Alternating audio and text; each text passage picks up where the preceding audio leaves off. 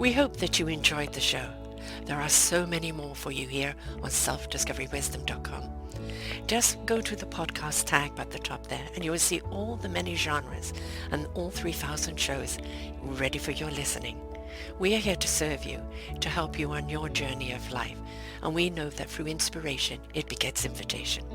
We are supported by you, the listeners, and those that we interview. Anything that you can spare us in donation would be greatly accepted, and we do hope that you enjoy the next show.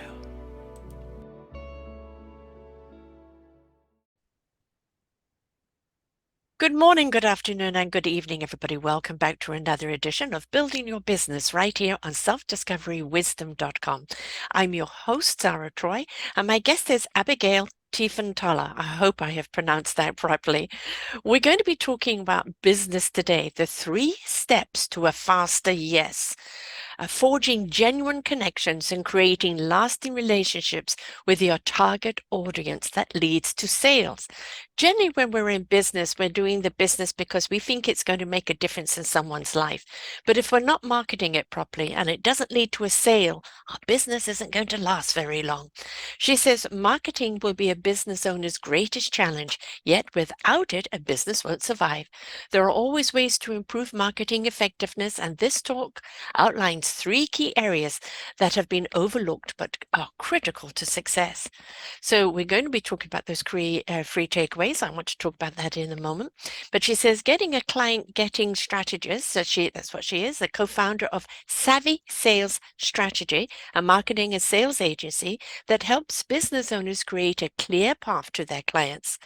She honed her skills in New York City on Fortune 100 client, finding their client, getting required strategic and integrated approach to few marketers really understood. Today, Abigail and Tammy Cree help their clients focus on simple shifts and marketing activities to bring in more leads and drive more prospects into a sales conversation. So what are those 3 takeaways? Well, let's find out. Welcome to the show, Abigail. Thank you. Thank you very much. Now, it is true, we get into business because it's something that drives us, that we want to share, that it's a passion. But we do look at kind of the marketing and sales as being 2 separate things, not one leading to the other.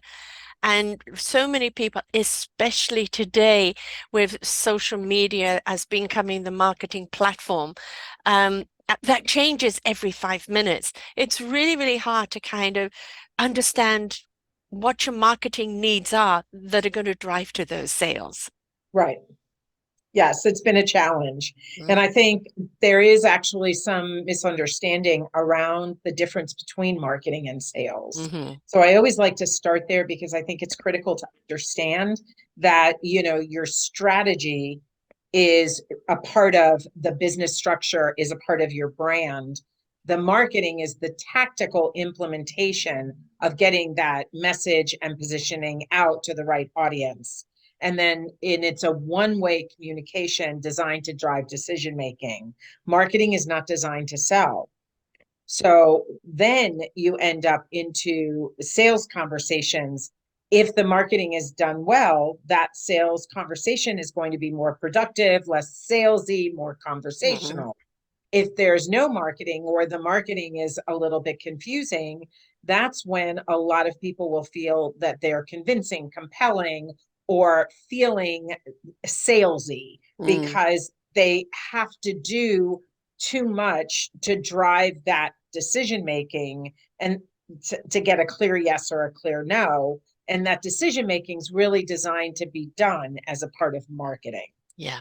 Hand in hand. I think Yes. that where it's changed a great deal, and perhaps was always there, but maybe lost the message along the line, is that the client and your relationship is a relationship. Your marketing is inviting people to want to have that relationship with you, to understand Right. what it is you're selling. And if, it isn't about numbers, it isn't about next. And if you treat people that way, they're going to go somewhere else. They want to know that you are actually engaged with their needs and that you Right. can actually provide, which means that you do have to take the time in building that relationship.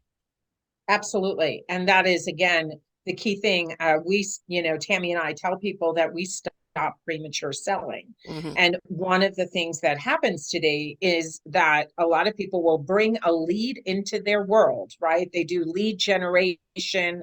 They offer a free lead magnet, something Hmm. that is bringing someone into your world. And then they right away sell them. Now, Hmm. selling doesn't always translate to dollars, but it No. translates to energy. So it could be inviting them to a free event, code for I'm going to sell you something. It could be inviting them into a strategy session, code for I'm going to sell you something. So what's happening now, especially as the number of touch points continues to increase and get bigger and bigger and bigger, and the sales cycles get longer and longer, and there's not as many one call closes because Mm. there's no like and trust. Right. So that's the part of the marketing that is very, very slowly changing, and not enough people understand it Hmm. because they buy specific solutions. Yeah. They don't buy strategy. Right. So Yeah. that's what we deal with a lot of the coaches, speakers, and consultants who come to work with us. It's because they've been doing a ton of things, but Hmm. nothing is cohesive and working. There's no forward momentum. Right. I mean, everything that you do in life has to be strategic in a particular way. We Right. invite people, we want you to flow in your conviction, in your business, the way you talk about it, because when you're in the flow, people get engaged with that flow. But if there isn't a kind of a strategy, a base, a foundation from which you're springboarding from, then suddenly you have a huge gap in that flow Yeah. and people fall through it. Yeah, well, and they fall off it, Yeah. right? They just say no because Hmm. again, there's another life coach Yeah. Yeah, 5 seconds behind you, or exactly. right, there's another weight loss coach, there's another business coach, there's another business consultant, there's Mm. another something Yes. that can pick up where you left off, and that confused mind will always say no. Yeah. Well, we are looking at a market nowadays that is saturated, which social media brought around. People used to advertise in papers or TV ads or this and that, and now everybody can advertise anywhere. And every time you look at social media, somebody else is pitching another way to do it, which generally means another expense to do it, another Right. time consuming to do it. Is it really hitting the market? Is it hitting your market? And people are just busy trying to do their business, but this whole side of this, how do I even get the attention of the client? Where do I get it? And the next best thing. And it's like, it gets very, very confusing for people and it can be very off-putting. Yeah. Yeah. Marketing is squirrely. It is it's a marathon. It's not a sprint. It's a long, it is a build. And progressive. It's not a just get there. And the challenge is really kind of sticking to your guns, right? Mm, It's identifying that strategy first. So we talk about the 3 ways to a faster yes. mhm, The first one is strategy. The mhm, first one is that boring, non-sexy part of the business that requires you to go deep and really requires you to understand your client mhm, well enough to know this is their problem. This is why they need it solved now. This is why they're willing to invest in solving it now. And this is what you can do to transform their life for this better, more productivity, mhm. retention, weight loss, whatever it is, Yeah. right? So that strategy is what creates your audience focus, Mhm. your message, and your position. And if when people don't do that work, it gets very muddy because Yeah. then they are buying problem solution, right? They are buying a skill set expert, somebody who can teach them how to do courses or teach them how to do Facebook ads or teach them how to do organic outreach or teach them how to do social media posting or teach them how to network, teach them how to speak, right? How to write a book. There's all of these things Mhm. that are great marketing tactics. But if you don't have the strategy, Yeah. you're not going to know the best tactics to Mm, start with. You're not going to know the best type of offer to go in with. And again, confidence around the offer is a second big reason why people say no. mhm. If you can't confidently explain what you do, why you do it, who you Yeah. do it for, how much it's going to cost, how long it's going to take, and the results that you're going to promise, if you start waffling at any point in that conversation, people are going to be, well, I don't know, is she, does she Yeah. really do this? Like, Yeah. is she convicted to this? Yeah. So that's the challenge, is not, and the unfortunate thing is, you're absolutely right. Social media has Hmm. changed the landscape because the algorithms change, the platforms Yes. change, the best practices within the platforms change. A couple of years ago, you do 7-day challenges, and now I don't really know anybody who's doing more than 3-day challenges. You might do 3 training videos leading up to a series of live webinars, and now the things are changing, right? Some of the best practices continue to evolve because our attention is less. Yes. um, Yes. there are more people, right? So we're trying to stick out, and there's kind of better ways to deliver things. Do you give away your best content? Do you save it? Yeah. Right? There's all of those philosophical conversations that you have to have.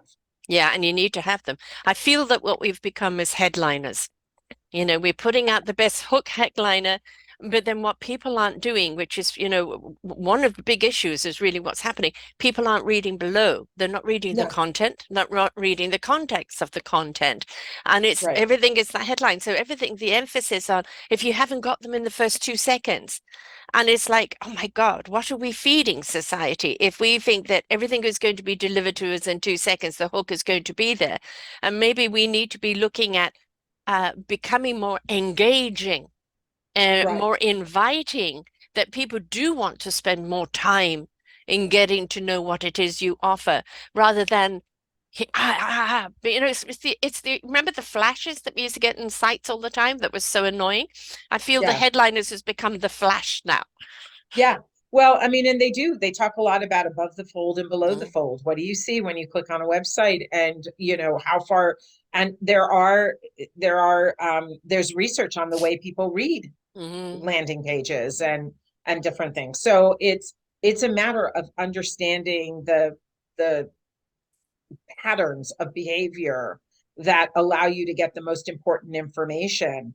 How much white space, right? There's just a lot of things that go into creating good graphics that allow people to read the content. mhm, You call them headliners, I call them soundbite. I mhm, feel like we live in a soundbite nation, mhm, and it's all about, it is not necessarily the best marketers or salespeople or course creators, speaking coaches, whatever it is, who are making the money. It's the mhm. people who are doing the best marketing. Yes, And yes, that's the biggest, I think, kind of crime you're to what's right. going on now, is there's a lot of 20, 30, 40-year career experts Mhm. who know their stuff, but are just afraid to get out there in a way to compete against the 30-year-olds who Right. are.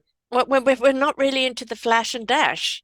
And, Yeah, well, because it's, that's that they're into substance, yes, you know. So yeah. yeah, Yeah. I mean, it's like my platform, I'm an hour plus. People say, well, your show should be 10 minutes. I said, no, I'm not for that audience.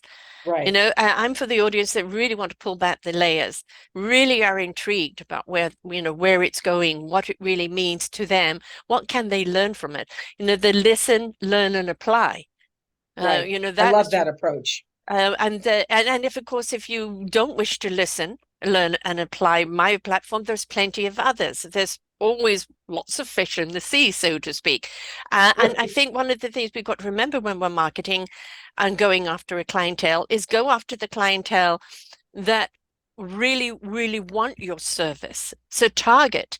Don't try and one size fits all, because otherwise, you're not going to fit anyone.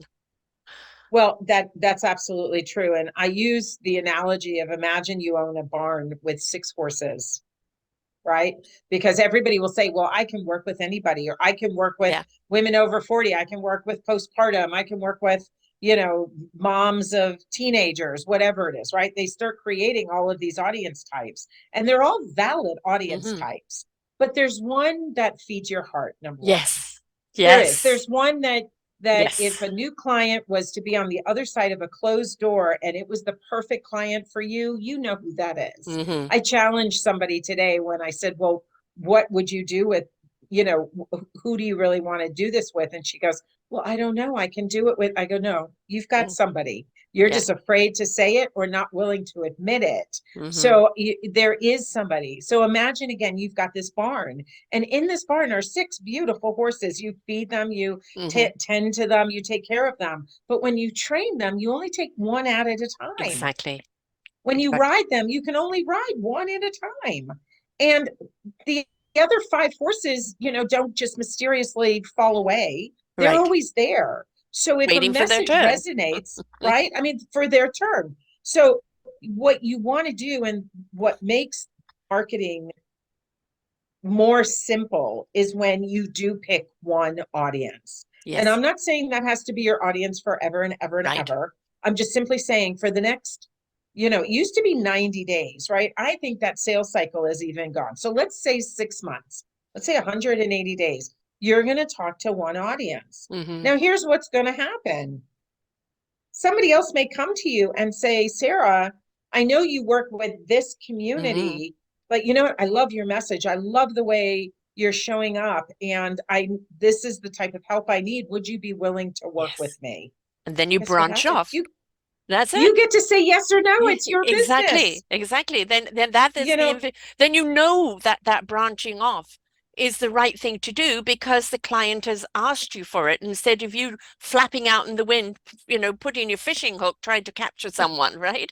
exactly, right. Exactly. You said So, and then something, it's, go ahead. no, go ahead. I was going to say, and you talk about a fishing pole and throwing Yeah. it out, right? Everything is about the lure and the bait Yes. and the Hmm. type of pole and the type of, Yeah. work you're doing. So we see it in so many other aspects of our life. But when it comes to marketing, we think it's all the same, Yeah. and it isn't. No. But you said something that's really, really close to me. It's that I have 19 different genres on here. And people say, why do you have 19 different genres? It's because they go under the topic, of what that genre is. So that's easier for my audience to find something. If they want to know about business, they're going to go into the business and hear all the people I do on that and so on and so on. But people say, well, what kind of people are you looking for? And it's quite simple. The people who are coming from the heart. When I don't care what business you do, I don't care what genre we're covering, I don't care what topic we're covering. If it's coming from the heart, where you really want to make a difference in someone else's life with whatever it is you're doing, and it's really genuine, that is the kind of person I will interview because it's really genuine when they come from the heart. And I think that's what people are looking for, isn't it? In anything today. Do you really mean it? Or am I just Yeah. a sales ticket? Right. I think that's true. And I've done a lot of sales for coaches over the years and been back of the room sales, have worked live events with and been the live chat person and the appointment closer and whatnot. And you're absolutely right. They can feel, number one, as we're doing the sales for another coach, are we connected? Can you Mm, tell that we are connected and that we truly believe in the services that this coach is going to offer? And then secondly, I approach every sales conversation as an opportunity to get to know somebody because you have to suspend judgment.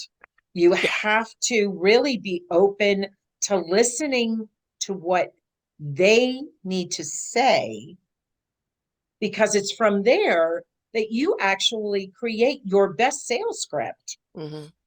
believe it or not. If somebody says, I want to lose 20 pounds, I want to, my daughter is getting married in 3 months and I just want to wear this dress. I found this Yeah. dress. Now we get to say, okay, what is that sacrifice Yeah. worth for Hmm. you to be able to walk your daughter down the aisle Hmm. in the dress that you picked out however long ago, right? Exactly. What and if they say no because of fear or because Hmm. of whatever, most of the time it's fear. If they say no, it's you have to make them feel okay, Yes.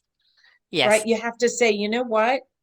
there are so many other ways that you can show up as the mother of the bride, Exactly. right? It's got nothing to do with your dress because it's really all about hers. Exactly. Exactly. Right? Right? Yes. I mean, you don't want to one up the bride on her wedding day. Exactly, exactly. But Actually, that happened with my mother when she walked into the church. She was wearing a big, huge flamboyant hat and a beautiful silver, raw silver, pale blue silk, and the organist started playing, thinking she was the bride, even though she wasn't in white, you know? yeah, I mean, because but it again, if somebody is coming up with a clear no, Mhm. right? This is whatever is stopping them is going to stop them. At the other end, you can't make them feel bad about their decision. You have Right. to make them feel good. Respect. At the, that's it. Mhm. And I think that's what makes for a great sales conversation is getting to that place where you can call them out a Mhm. little bit on their stuff, Mhm. but at the end of the day, it's the decision they made. You didn't convince them, you didn't compel them, Right. you didn't make them feel bad. You just show them a different perspective to look at, right? Yeah. Exactly. I got fired from a job when I was young I was working in a boutique and this these kind of Angora pantsuits. This is the 70s. Angora pantsuits came out, top and bottoms. And this woman, I'd already sold her a few things. Oh, I want this. Oh, it feels so wonderful. And I said, I don't want to sell that to you today. I want you to go home and think about it. If you really want it tomorrow, it'll be here. And my boss fired me for not selling it because it was a high ticket item. And then Yeah. she came back the next day and she said, "Thank you." And I loved the feel of it, but in perspective, I know that it was not a style that suited me. Thank you for respecting that. Yeah. When I told her that, well, I've been fired for not selling it to you. It ended up they fired my boss and offered me his job, which I didn't want, I love But the whole no, but idea is my integrity, and I think this is a big word that we don't use enough in business anymore. My integrity would not sell something to her that right, was wrong for her. right, And it was go home and think about it. If you still want it, then it's your choice. But I'm respecting, what I'm seeing, and I don't want you to have the buyer's remorse or the regret right, or feel silly, bring it back. And it was against my own integrity to do that sale for the sake of a sale. right, right. And I'm gonna play a little devil's advocate for a moment on when somebody feels they've been sold as Mhm. opposed to, feeling they've purchased something, Yes. right? Hmm. A lot of times, and again, more so in the coaching world, right? I don't know if you're where your audience falls, but if you're a coach, a lot of times they truly believe they can fix that person. Hmm. It's the wife who enters into a marriage and says, well, I can fix my partner. It's Yeah. okay. I'll be able to take care of us, take care of both of us. Right. And they do believe they can help. And then what happens is sometimes the mindset becomes stronger than their unwillingness or inability, I should say, to really address those mindset challenges that are going to allow them to get to action. Yeah. And so they do a couple of things. They hide, they cancel, they, you know, never show up. And I know a lot of coaches will get blamed for, well, you sell programs and people don't finish them. Sometimes it's not the coach. Yeah. Now, in the sales, I would say that perhaps there needs to be better qualifying Hmm. conversation, but there's a lot of people who want something emotionally, but Yes. then don't really Aren't realize. ready to carry it through, to really actually realize that they actually need to participate in this. They need to Yes, do actually the work, yes, and to get through it. And some maybe aren't ready or just know this isn't for me. And this sometimes it could reflect the coach. Maybe the coach is not reaching them in the right way, or other times it's just they're simply not ready. One of the yeah, things we talked about sales of pushy salespeople. Um, Number one program, best program. You got to do it my way. And the moment I get that energy and that push, I'm pushed back. yeah. I'm pushed back because what I'm hearing is all about you, not what you can do for me because you're not listening to my needs. Right. That's true. And that happens. And here's the thing, what worked for that coach Hmm. in that moment in time, who knows how long ago, right? Doesn't always translate to Hmm. success for the next person. Right. And again, I think it's so curious to me. Marketing is all about being compelling, being unique, being disruptive, being authentic, right? Being in integrity, showing up as you want, you do you, right? Hmm. And then people buy coaching programs where everybody's being taught the exact same stuff and Yes. using the exact same templates. And it, to me, there's just a little bit of a, you're doing everything you want to stand out, but all you're doing is Copying someone else. following the rest of the Yeah, herd. exactly. Oh, but Yeah, that's where it comes back to authenticity and heart. You can take, I'm a true colors coach, so I can take the true colors coach and the meanings behind it. But what I've done is I've integrated it with something else. And so I have a three-part program, and that is a part of it. And I think that's right, the thing, you have something, oh, really, I really like that. But then what you've got to do is make it your own. You've got to present it in your own way because right, otherwise, all you're doing is trying to copy someone else. And then people know you're not being authentic because you're not being you. You're just reiterating something else. So right. it's kind of, well, where's your connection with it? You're speaking it, but where's the connection to it? Right, right.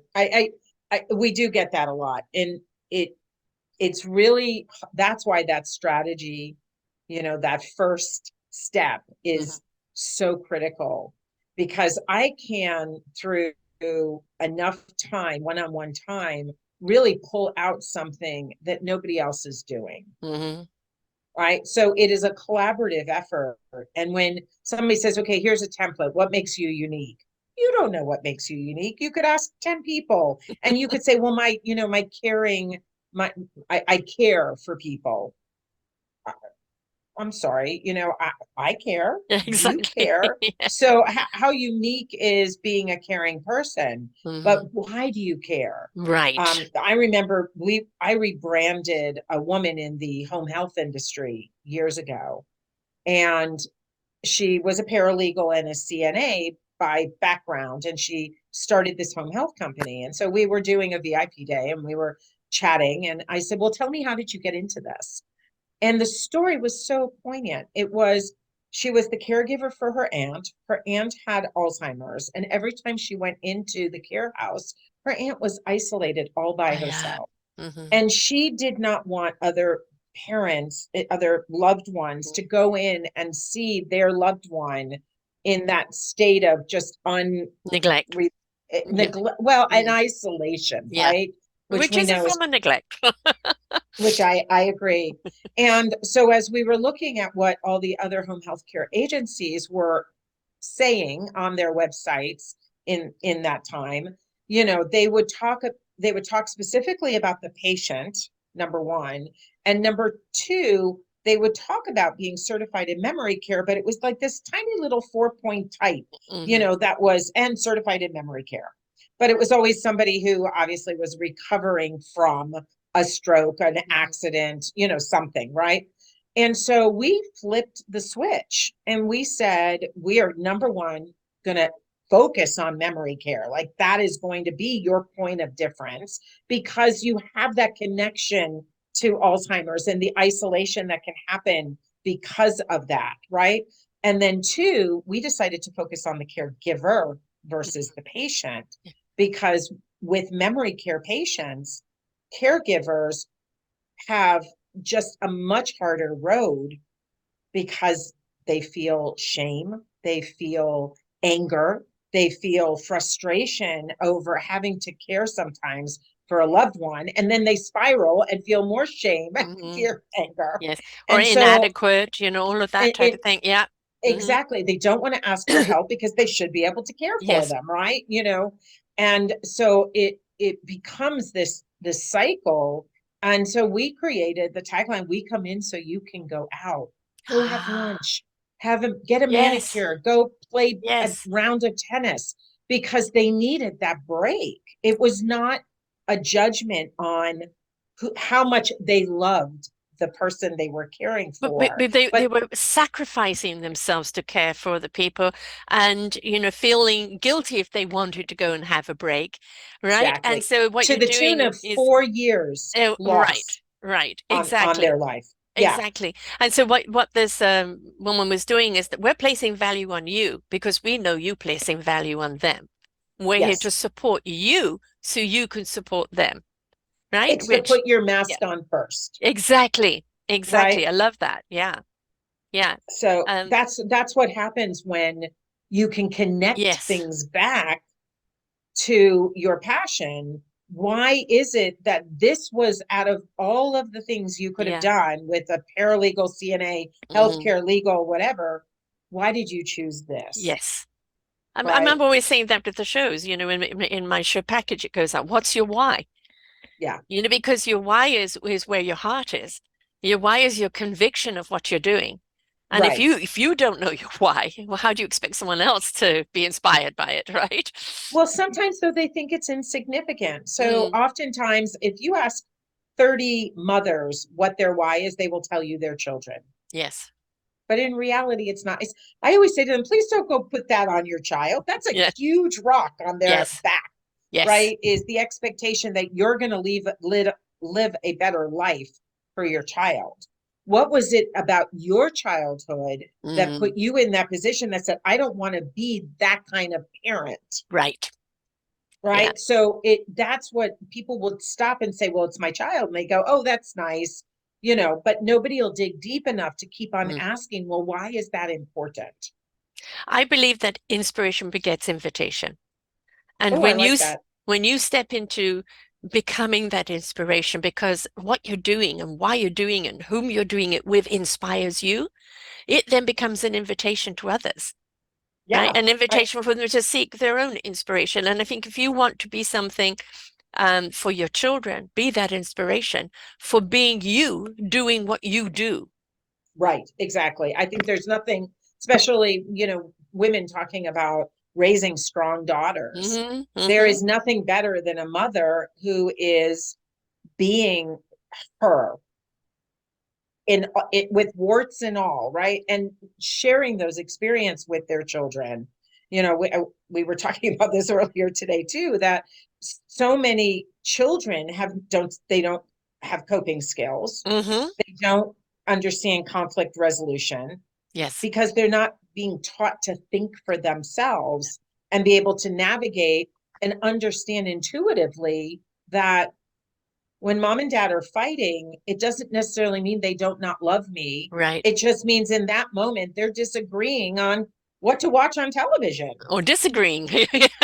Right, or something bigger. But Yeah. if, I remember an old friend of mine who's been in the spiritual space for years says, a 4-year-old walks in, sees mommy and daddy fighting and says, "Are you fighting?" And what's the first thing? No, no, no, we're not fighting. Yeah. Well, what So is that now, then? well, what was that? Because intuitively that child Yes. could feel it, but now the child is starting to question, well, is their intuition right or wrong? Hmm. Yes. So it creates that next generation of what happens next. I don't know because I don't trust my intuition. I don't trust my heart. I don't, Hmm. there's things I just don't trust. And as far as I'm concerned, because I'm very much of that plane, when we look at our children, I have a 2-year-old grandson and I have another one due another week or so. Oh, And wow. I look at these children and I look at my grandson, and it's wonderful being a grandparent because it's different.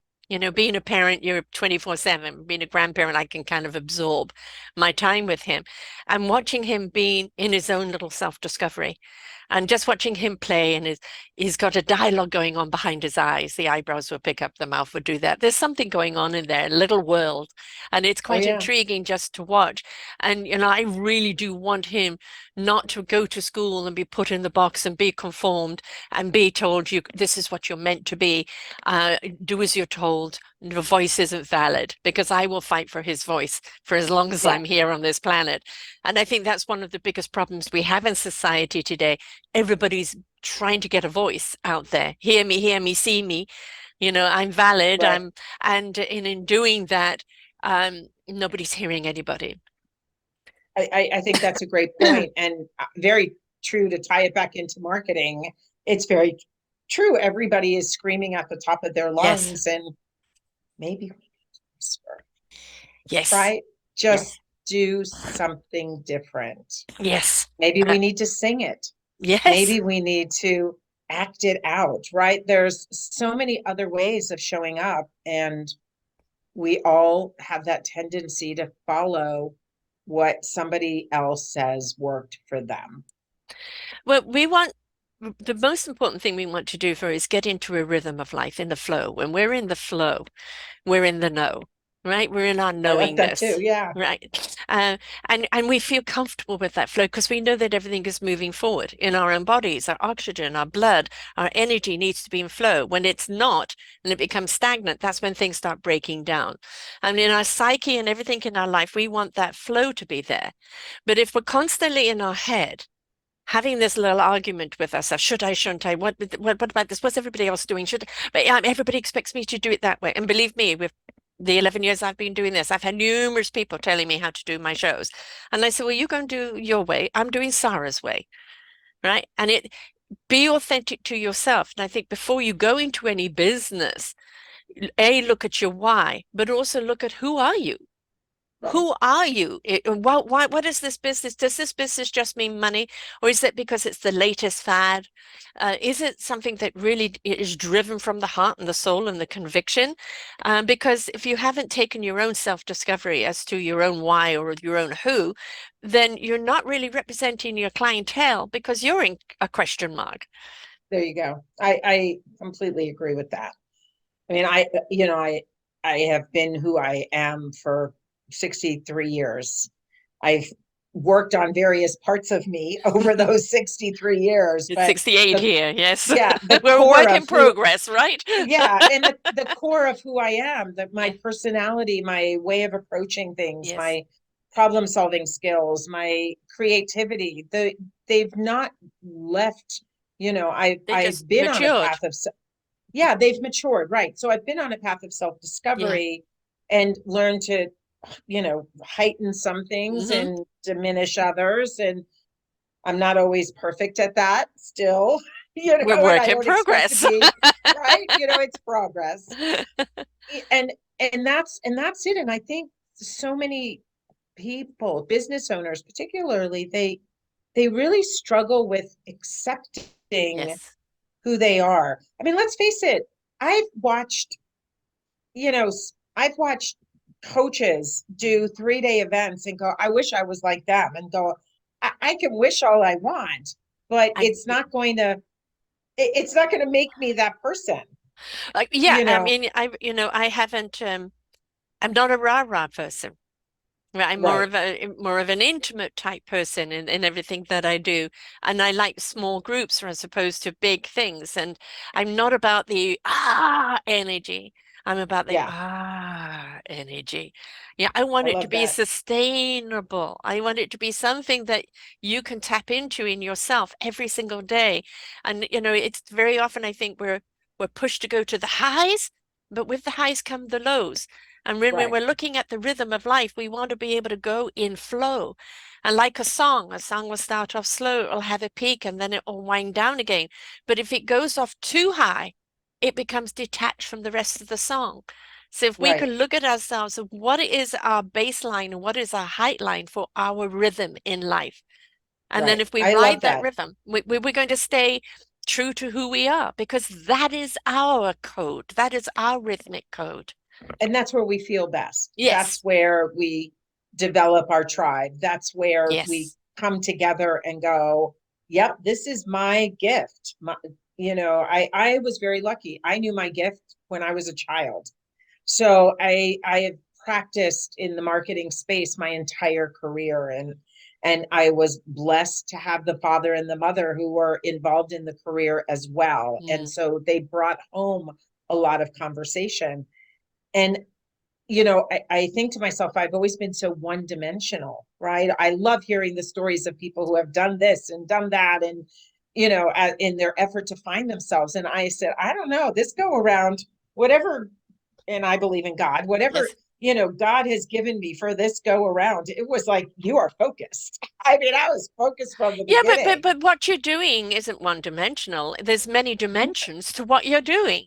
Exactly, Yeah. exactly. But I'm saying, I haven't been able, if somebody said, well, give me 10 experiences, it wouldn't be in 10 different places. It would be 10 different ways I've worked with clients, or Yeah. 10 different Yes. transformations that have happened. Right. It's fair. Like, my husband is a nurse. He's a nurse. He's been a nurse for 17 years. But before he was a nurse, he was a painter and wallpaper, and ran a Mm. painting and wallpapering business. And he ran that for 12 years. And before he was that, he was a computer programmer. I met him when he was a computer programmer. And if you take a look at those careers, people would say they're as different as night and day, but they're not. No. There are certain skills that make for a better programmer, painter, or Yes. nurse that are very parallel to one another. So that's what I'm saying, is that I Yeah. don't have the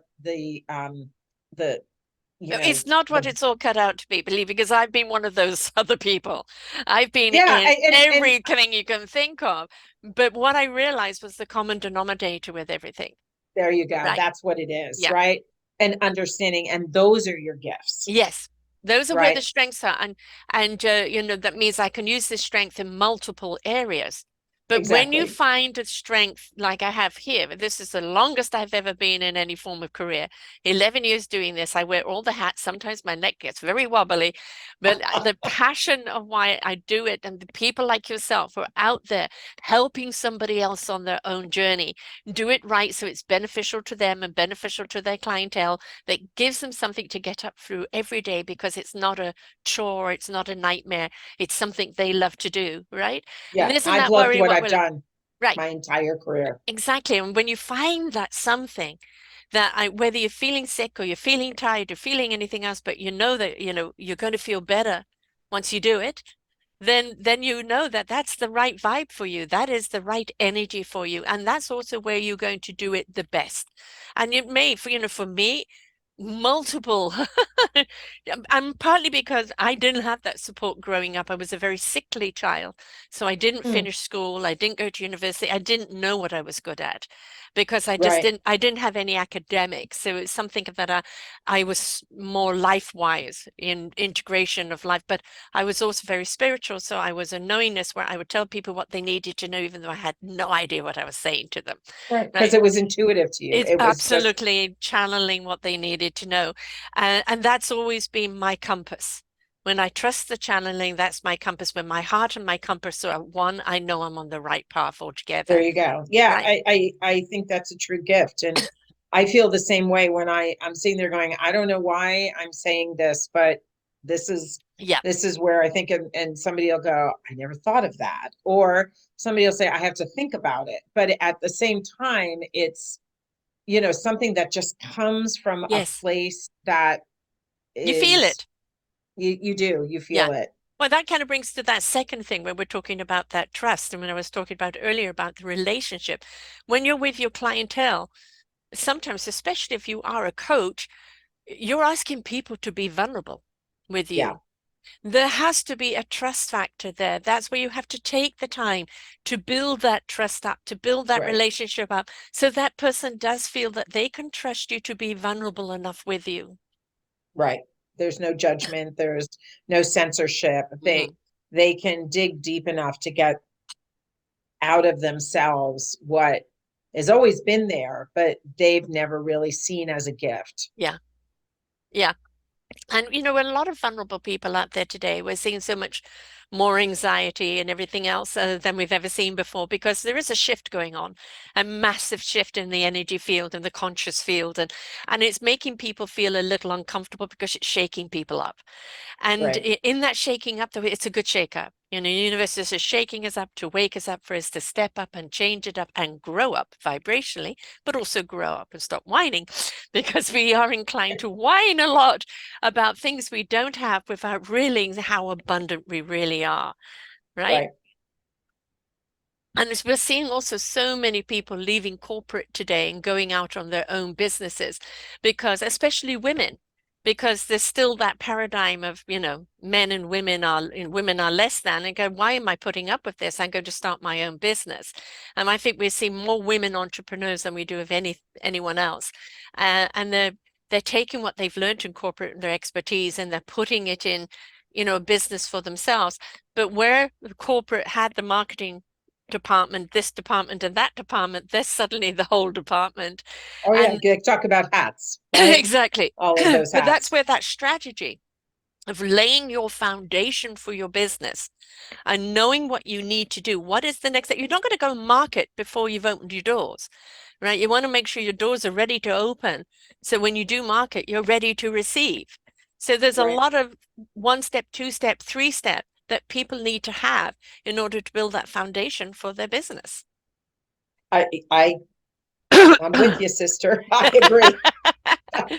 You're preaching to a choir here. It's truly it's true, and it it's the place where most people say, well, I know marketing did this, so I just have to do that. Or I know, you know, I just need to put something out there. I mean, there's still coaching certification programs that say the first two things that a coach should do when they get certified is create a website and create a course. And in reality, they're not ready for either. Right. There to go Yes. create a course in a vacuum without having worked with clients Yes. and really understand what are the commonalities, where are their patterns, what makes for a course protocol. Mhm. They're not there yet. They haven't validated their offer, they haven't validated Yeah. their work. Well, The that's why you see websites, people with beta programs, right? right, right, Run it through friends, run it through people see where the pitfalls are or what you need to do differently before you're going to end up offering it to clientele. exactly. And then the website, most of the time, they don't have the language. They really don't know how they want to show up. So they No. invest this money in a website, Yes. and then, a year later, it doesn't serve them. Not that a website shouldn't be updated periodically Hmm. anyway, but for the most part, it could not reflect who they are at all. I get a great deal when people, request an interview with me. I go to their website and I have a look at them. And then if I've had a talk with them previously, which I used to do, always do now, I'm kind of going cold, so to speak, but I still look at their social medias and this and that. And I want to know, I want to get a taste of you. I want to get a Yeah. taste of you.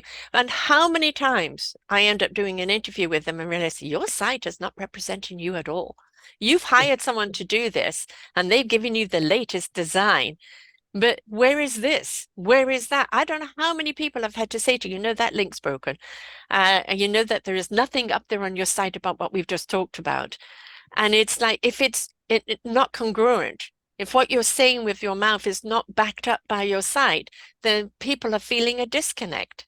Right. I agree with that. I agree. Same with your social media. Social media isn't just something that you post all the time. It is an invitation for people to interact with you. So I believe in any form of marketing or any form of just reaching out to people, you put so many hours a day, a week, where you're going to get there and be interactive with people, where you're going to respond to comments. I'll see somebody posting a comment on something and I've got a show for that. Maybe you'd like to listen to it. Or, you support somebody on something, or you're celebrating something. You're building your tribe there. Right? It's not about Yeah. sales. You're building a tribe there that want to follow you because you are a participant. Right. You're human. You're Yeah. giving input. You're supporting. You're, you know, being a shoulder to cry on. You're whatever it is that helps you be the person you are, show up as the person you are. I'm going to ask you a strange question. If you were a tree, Okay. what kind of tree would you be? I don't know. I don't know much about arbor. So, I mean, I know the big ones. I would say I'm probably more like an oak, but I think I'd probably like to be more like a willow, Right. something that just was beautiful shade and a beautiful tree with lots of flow to it and Yeah. gentleness to it. But in reality, I'm probably an oak. I am that strong person, and my goal is Yeah. I want acorns so that the animals have a way to feed off of them. And Right. so, I'm definitely the willow. And you know what I've learned through the years, through our decades as we get older, we root stronger. Our trunk is more solid. And the reason why I'm a willow is because I'm extremely flexible in the wind. I have a Yeah, lot of versatility, and I love the wind running through my leaves and the shade and the shelter and everything that it gives. And I think that when we kind of look at what kind of tree we are, as you said, you'd like to be the willow, but you are the oak because you are that strength. You're very deeply rooted. Your years of right, experience are giving you that trunk. You have branched out as much as you wish to branch out. You don't need any more branches than what you need, but you right. like those acorns dropping that information and that wisdom a lot down on people, That right? works. Yeah. Yeah, it works for me. And I think sometimes we don't ask ourselves enough questions, going back to the why, it's why do you want to do it? Some people it might be rich and famous, but you're doing it for the wrong reason. Because I really care, right? What do you care about? Let's get Right, down to the nitty-gritty. Whom do you want to serve? Who will benefit from this? right, And before you've even got the how they're going to benefit from it, it's who, where, and when, and then what are you going to do so that it's going to benefit them in the how, and what are the end results you're looking for? And I think if we don't ask those questions before we branch off on something, we're not going to know how to market ourselves. well, marketing is particularly it. You have to have an end goal, Yes. because if you don't, marketing doesn't work so well building up, Hmm. because what happens is you create paths to nowhere. Yeah. And what you want to do is you want to know what the end game is. So, somebody was talking yesterday about doing a quiz, and we were like, well, why? Quiz Hmm. is a great lead gen, but what happens after the quiz? Well, what do you Where's it mean? going? Where's it What going? happens Yeah. after? I mean, you're giving away, a chance for somebody to do some reflection, identify maybe a gap or whatnot. So what happens next? How are you going to solve that gap problem? Mm. How can they solve that gap problem? Right. And then why is solving that gap problem important? And where does that go next? Yeah. So it's an interesting philosophy that there are people who are like, well, I'm just going to build it out.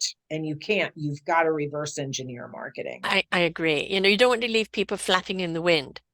Right. It is like, okay, the quiz is the hook. It's getting people to Exactly. look at, what is, oh gosh, I didn't know I saw things that way. What does this mean or what can I do about it? Well, that's when your services are meant to step in to Right. help them understand and what they can do about it. If those services aren't very, very clear of what's next, then it Right. will be, okay, well, all right, well, thank you. But now I know this, I'm going to go looking for someone who can tell me how, what to do Exactly. next, right? Right. Because there's no context. Yeah. Yeah. And actually, talking about contact, this is another pet peeve of mine. Um, with so many people, their contact is always calendar, book, book, book. Whereas, like, I'm old fashioned. Yes, I know. I'm sorry, folks. I don't like texting or ticker-tocking and things like this. I like an email. I feel I can be more engaging with an email. We can share more things with an email. I don't mind things like Messenger, where you can form a conversation and an interaction there. That's fine. The same on LinkedIn with the messaging. Do a great deal of that. But I want to know I can reach you. You've Right. intrigued me. I want to know I can reach you. I don't want to book an appointment with you straight away. I want to just open the door, see if you get back to me, because I don't know how many people don't get back. They're on Oh, hundreds of platforms, but they don't respond to anything on any of them.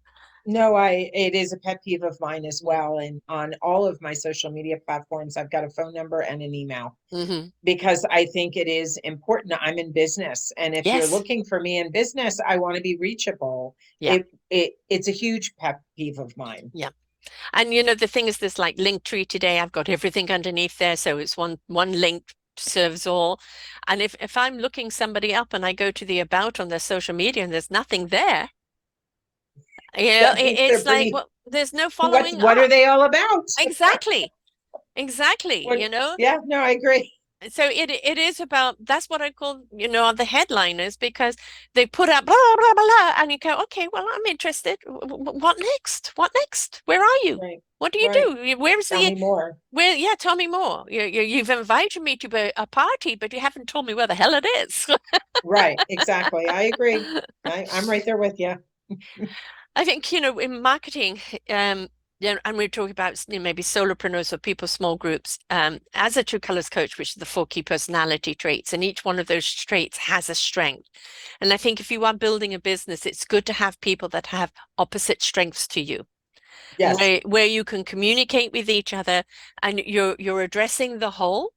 You've got all on the same page of what the agenda is and where you want to go, but each one of you brings a different perspective so that you can actually see the whole. Oh, Because yeah, absolutely. Partnering with Tammy has been amazing because I'm a strategist. yeah, I'm the big picture person, and Tammy is an implementer. yeah, She's a tactician. She's all about finding the grit and the depth of what we do and when we do it. She geeks out on all of that. I roll my eyes back. I yes, mean, so, she's an anchor and I'm a kite, right? hmm, We both complement each other extremely well, which is why I think the partnership has worked, yes, over 4 years. And we're right, lucky. It's mm, it's important to understand that it's great to have friends, yeah. but not necessarily they don't necessarily make good business colleagues. Well, how did you meet her, and what was it that kind of made you both click to then even want to do this together? We were we were both doing contract selling. We both had our own Hmm. consulting businesses, our own businesses. Tammy graduated college and went right into marketing, went into graphic design, then publishing. So she's been an entrepreneur for 40 years and has always been in that tactical side of marketing. I graduated college, got my master's, worked in ad agencies in New York City, went to the client side in product management, and then went into entrepreneurship. And so we were both doing our own thing and we were doing some contract selling. And we were on a couple of the same accounts. She'd be team lead for one campaign, I'd be team lead for the next. And so we knew each other by phone Hmm. and Skype, but we had never met physically. And we were invited to sell back of the room sales for a coach at a conference in 2018. And we were sitting there just talking, and we felt like we were just connected. There Yeah. was something about that marketing conversation about whether these people were ready, what Hmm. they really needed, was this the right program? We were kind of going step by step over the people that we had met, Hmm. up till that point. And we had talked about doing work together. We had talked about partnering together. I got sick in 2019, and she was doing some of the underbelly, like really getting involved in Facebook ads and Hmm. really, translating all the publishing tactical things that she could do into how does that translate into the online world.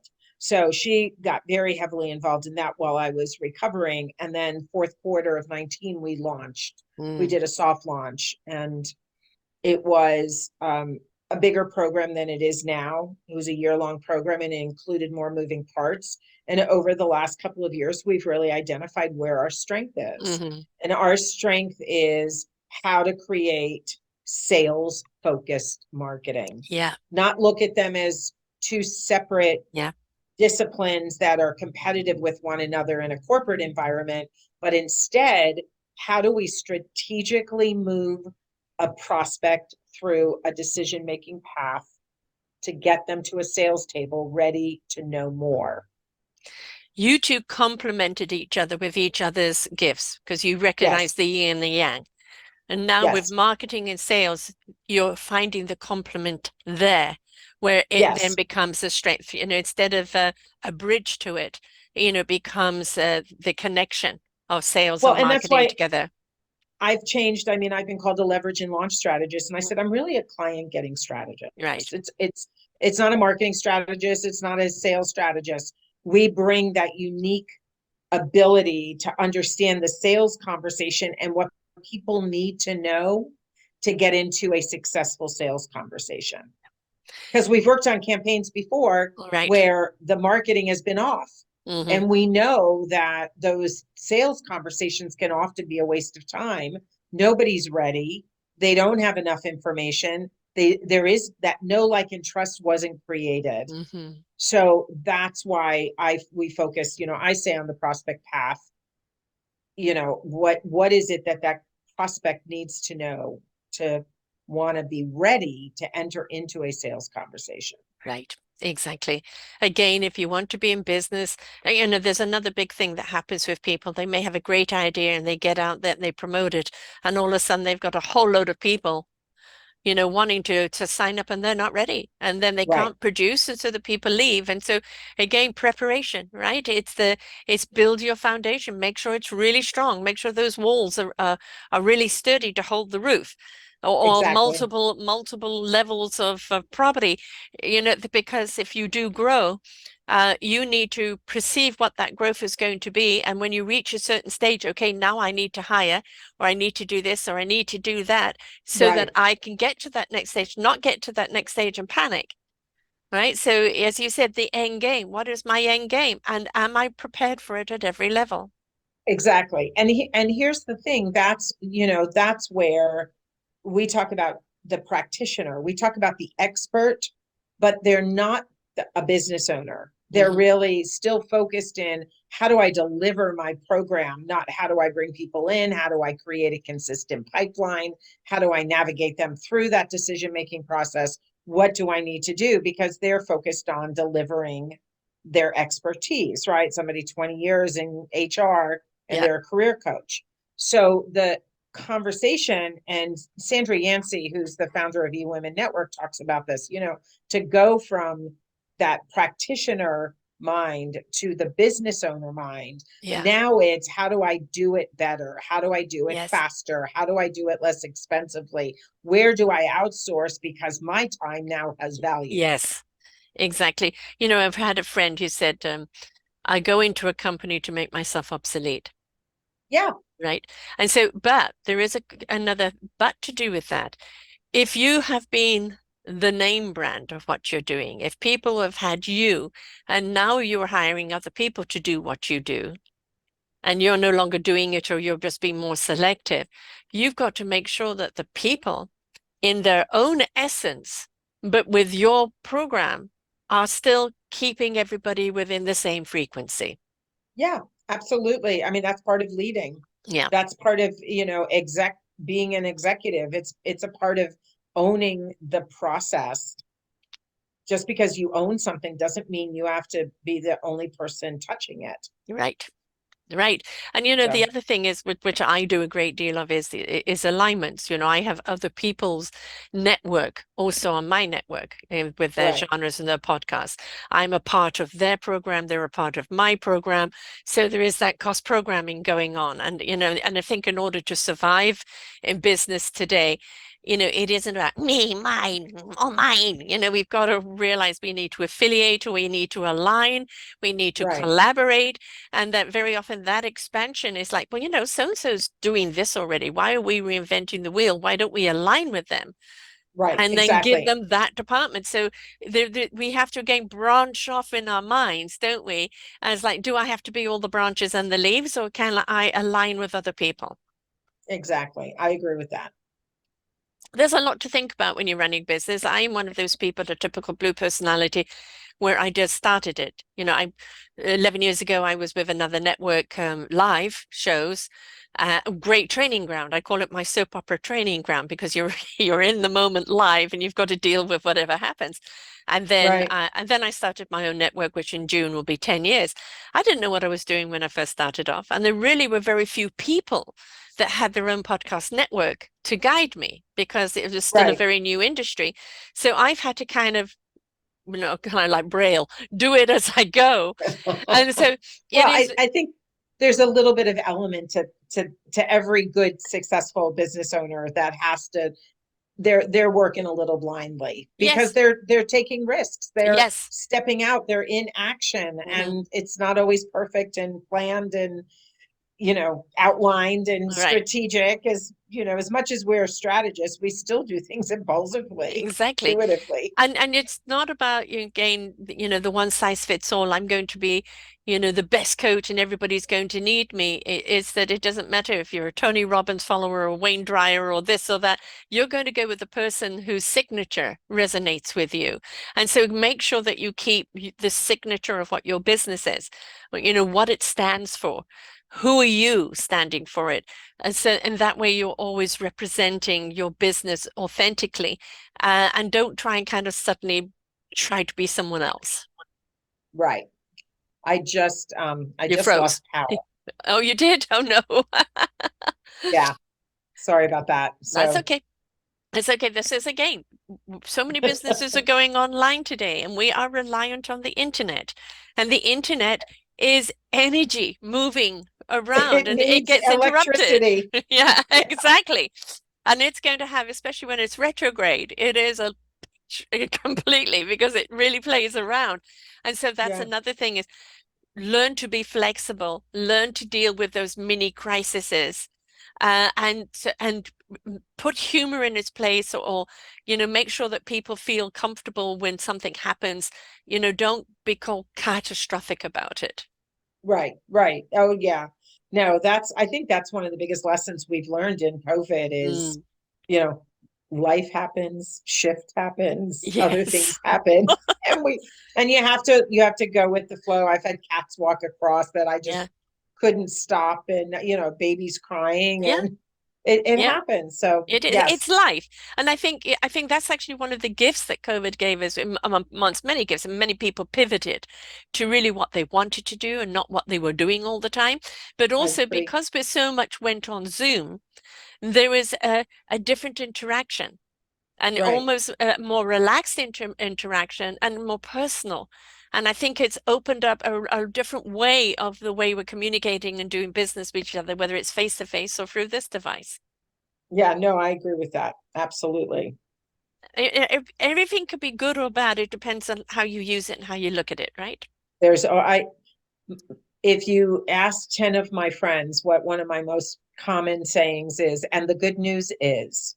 So when somebody is coming to me crying over something or disappointed or frustrated, and the good news is, Yeah. it's important to be able to balance Yeah. that. Yeah.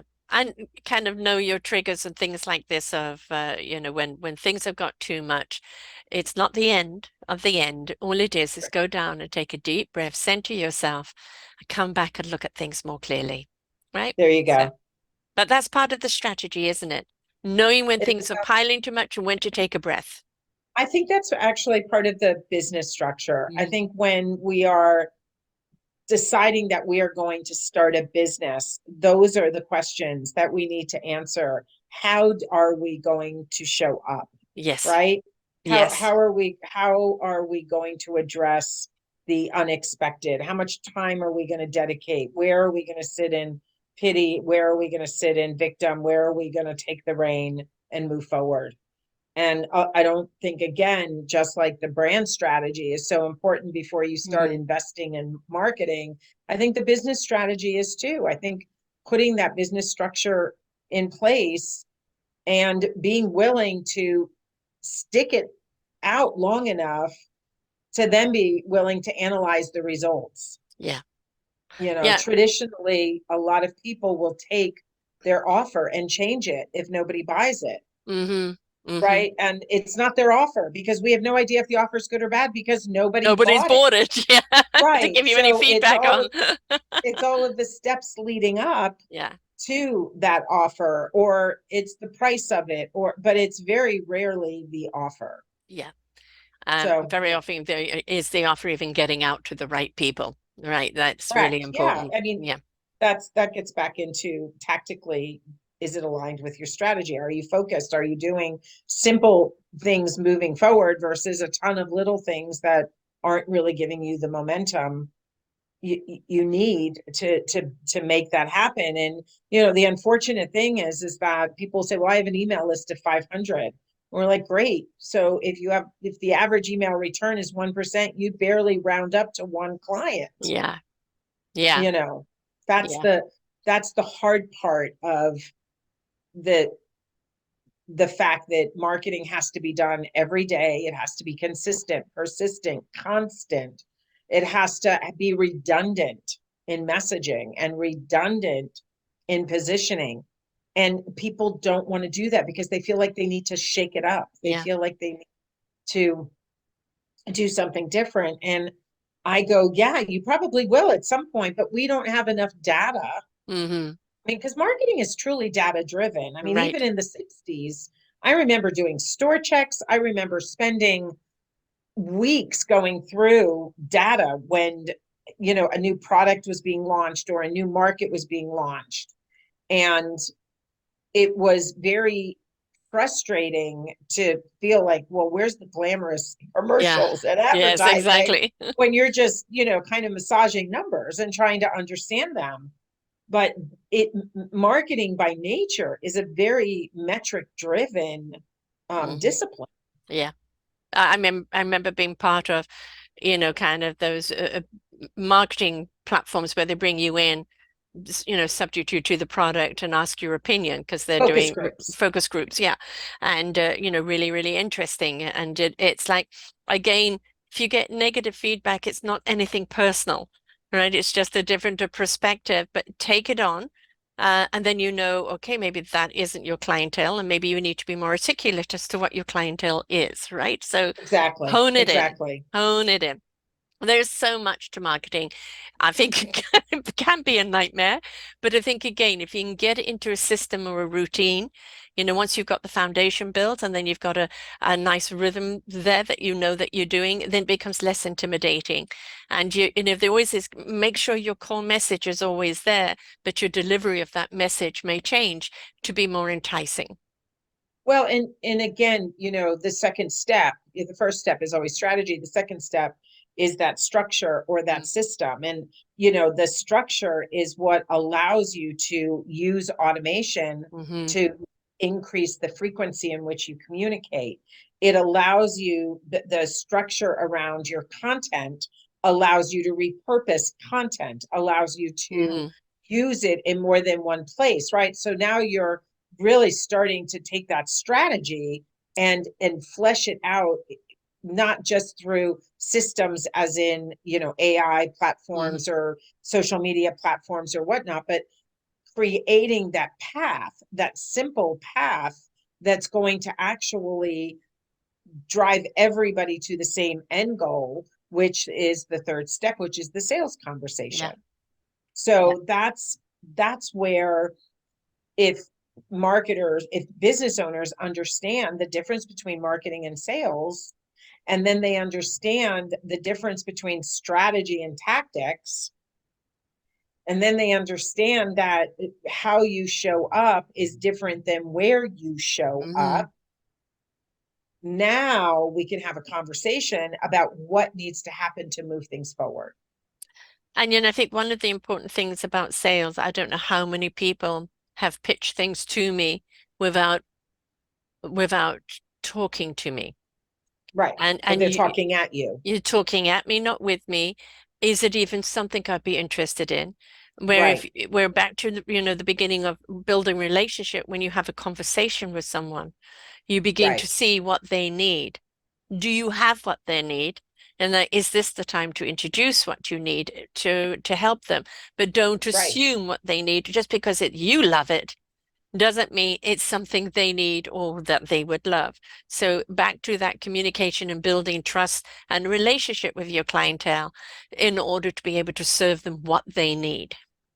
Exactly. I agree with that. So, my dear, I know that you've got something else to do today here, and we'll liberate you from here. But how do people get hold of you? And if somebody wishes to be a client, what are the steps that they take? So we have a conversation with anybody who wants to work with us before we say yes. We, Mhm. number one, want to make sure that they're in the right place to be ready to work with us. And number one, they're going to be a client that we'll be able to help work with. Mhm. So my name is here. They can find me on LinkedIn and Facebook primarily. For people Again, who are my just listening, could you just spell your name and your last name for those that are yes, yes, listening? yes. Sorry. So I'm Abigail, Abigail.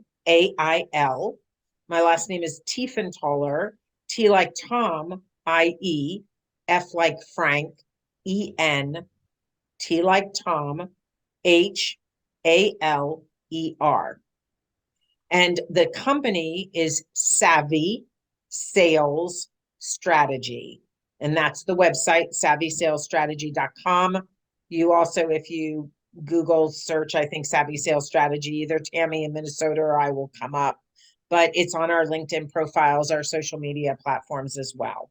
Good. The So about, yeah, folks. Don't forget the about. Make sure you yeah, have something in your about. yes, Nothing worse than absolutely. getting people all excited, then they have nowhere to go. Yeah, Right. but and here's the thing that I would say is that if somebody is trying to figure out what's not working in their business before they spend a dollar and invest in what they think is the solution to the problem they are experiencing, talk to us, talk to Yeah. Tammy or talk to me, because oftentimes the Yeah. problem that's showing up isn't actually the problem that is creating the challenge in your business. Exactly.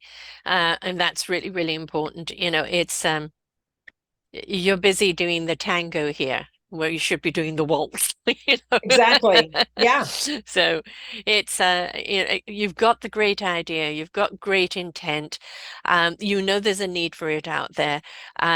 What do you do next? How do you build that foundation? How do you strategize on how you're going to market it? What are you going to market? How are you going to follow through with it?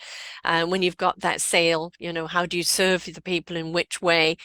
All of that. And it is really, it's just like number one, number two, number three, number four, ticked off, done that, done that, done that. And when you learn to kind of have things in order, then it doesn't become so intimidating what you need to do next. And you pay attention. Okay, we're at this level now. This is what I need to do. Exactly. All right. So it's Yeah. just making your life easier so you can go and do what you love to do best.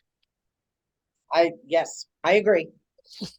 I'm So there. again, savvysalesstrategy.com Yes. and reach out there. And I assume that you have like a sign up thing there if people are interested, so you could set up a time to We talk. do. We change it periodically, but I know there's a way for somebody to come into our world. So there's a freebie on there. And then I think there's also a calendar if they Hmm. want to schedule time. But if not, they can also just message me, Right. and say, hey, I saw you on, Sarah's program and self-discovery, and I'd love to chat. And we will find a time. We're real people. You can touch us, feel us. Yes. You're going to work with us if We're you not robotic. well, and you're not a nuisance. You're a Right. joy, right? Yeah. A lot of people don't want to actually talk to you. We do.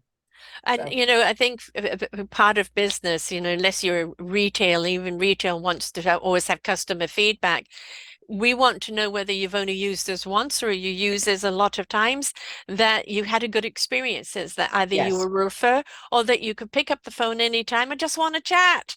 Yeah, That it's somebody that I was saying, having a client that you feel free enough to have over for dinner or go out for dinner with, because when you've got that kind of connection, there's that trust that is built. You're going to pay attention to each other, and then you really do feel that you're building something and you've got someone's support while you're doing it. exactly. That's how I was raised. That Yeah, when my me too. dad was Madison Avenue ad people, we became friends with them and their kids and all of that. I mean, so I that's the environment in which I grew up. So I understand and run my relationships with my clients similarly. Yeah. And I think we're going back to that. For a while, it was very much about numbers, numbers, numbers. And people are realizing if you're offering personal services, you need to get personal. All Yep, right. So, there you go. otherwise everything, the AI could do it. And we're not ready for AI to completely take over yet. Someday. One day, hopefully not when we're not around. I'm with you there. Well, thanks so much for sharing with us today, Abigail. And folks, if you're thinking with a business or you're struggling in your business or, you're at that next level or something's not working, reach out to Abigail, have that conversation. Is there a fit? What wonderful advice has she got for you? Because unless you're building that structure and that foundation of what you need to have in place, then whatever great product or service you have isn't going to get out there to the right people to buy, and we're going to see you drift away into the background. We don't want that because we know you believe in it, so we want others to believe in it as well. And transferring into a sale means you have roof over your head, but it also means that you can also put money back into the business and help it grow even further. So get the help that you need, because it will be foundational help that you have through everything in your business. So thank you so much, Abigail. You're welcome. Thank you for having me. My pleasure. Until next time, folks, bye for now. We hope that you enjoyed the show. There are so many more for you here on selfdiscoverywisdom.com. Just go to the podcast tag at the top there and you will see all the many genres and all 3,000 shows ready for your listening. We are here to serve you, to help you on your journey of life, and we know that through inspiration it begets invitation. We are supported by you, the listeners, and those that we interview. Anything that you can spare us in donation would be greatly accepted, and we do hope that you enjoy the next show.